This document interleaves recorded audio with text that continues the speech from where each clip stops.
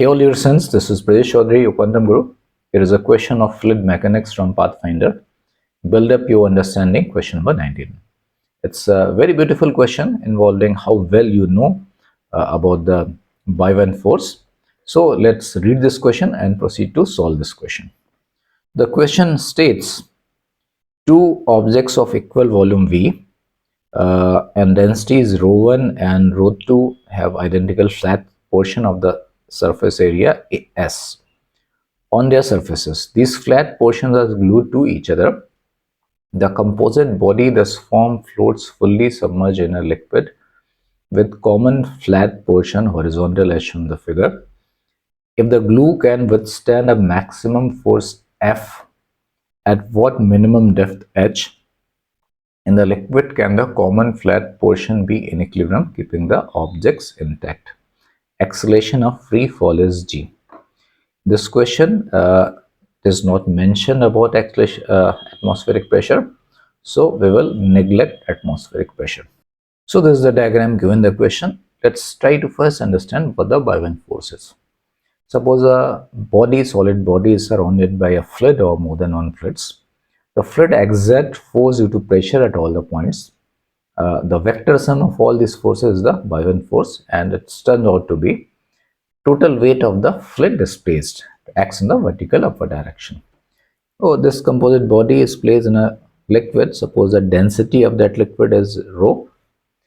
Let's take this whole system, which is in equilibrium. So there are two forces: the total weight of this composite solid and the Byron force. In equilibrium, they must balance each other. So FB is equal to total weight. FB is the total weight of the fluid displaced. The two parts of the solids have the same volume. So this composite solid is displacing 2V volume of the liquid.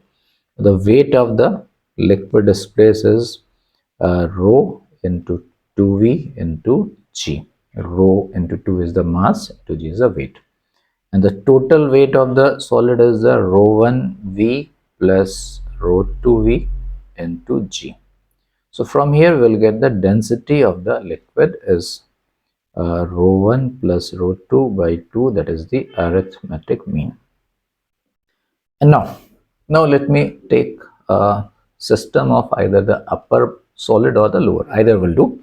So I am taking the system of the upper solid, and here I have not shown the lower part, and this is surrounded by this lower solid. Shape is not exactly that was there. Yes, you can assume that the same solid. So what are the forces acting on this solid? So the forces acting on this at all these points here, this is on these points, this is surrounded by fluid of density rho. So there will be some force by virtue of pressure. So forces acting on these points like here, some force here, and like that. So the vector sum of all these forces, I will say that F1. Before F1, see other forces. Its weight of this part. The weight of this part is rho1 Vg, and there is a glue between these two. The glue is pulling the upper part. The glue between these two, the lower part is pulling the upper part, and that force of the glue is F. So there is this force F. So because there is a glue which is pulling, the weight is also downward, this is also downward. So it is necessary that the vector sum of all these forces should be in the upward direction, and that is just because of the shape. Suppose that force is F1, and remember there is that force is F1, and remember there is no fluid here. This part has a only contact with this flat part, has a contact with the lower body, so there is no fluid seeping into this part. The glue is preventing that. So there is no pressure force here. And this is in equilibrium. So in equilibrium, we can write that F1 is equal to rho 1 Vg plus F, and that is my second equation. Oh, we want to calculate that F1. So there is a way to calculate. So there is kind of a jugaad to calculate that F1, and that jugaad is what we'll do. Just I will remove the lower solid and let the upper solid body be at the same place. But this density rho 1 is less than that then, because this rho is the average of these two. So rho 1 is smaller than rho. So if I just keep this body of rho 1 density on this solid, so it will go up. So I can make some arrangement. I can put some rod here, the master's rod, whose volume is very negligible. So that just can hold at the same place. So that way I can keep this body fully surrounded by this liquid and exactly at the same place as in the previous case. Now the force is on this.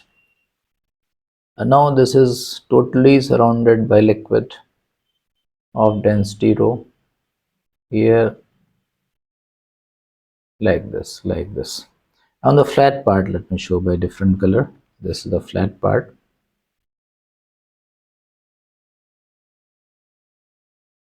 So on this part, it is totally surrounded by liquid. So the vector sum of these forces, vector sum of all the forces will again be F1, because the pressure in this case here and pressure in this case would be same. Pressure here would be same as here. Pressure here would be the same as here. So because I kept the body exactly at the same place. So whatever is the total force here, that will be here also. So on this upper curved part, the vector sum of all forces would be F1. And on the lower flat part, we can easily calculate exact pressure. P would be rho GH. And now because it is totally surrounded by all sides by the fluid, the vector sum of all the pressure force is the Boyne force. And we can easily write the Boyne force because the volume we know, density of the liquid we know. So now in this case, in the system 3, the Boyne force would be rho Vg, and that will be equal to F1 plus rho Gh into S, and that is my third equation. And just manipulate all these three equations, we'll get the F in terms of H. So let's go to next page. So these are the three equations we obtained. First of all, let me put the value of F1 in equation 3 from equation 2. So that will be rho Vg.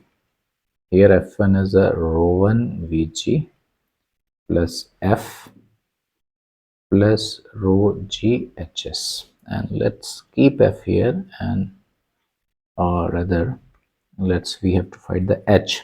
So let's keep this rho Gh into S here and send everything on that other side. So that will be a rho minus rho 1 Vg minus F.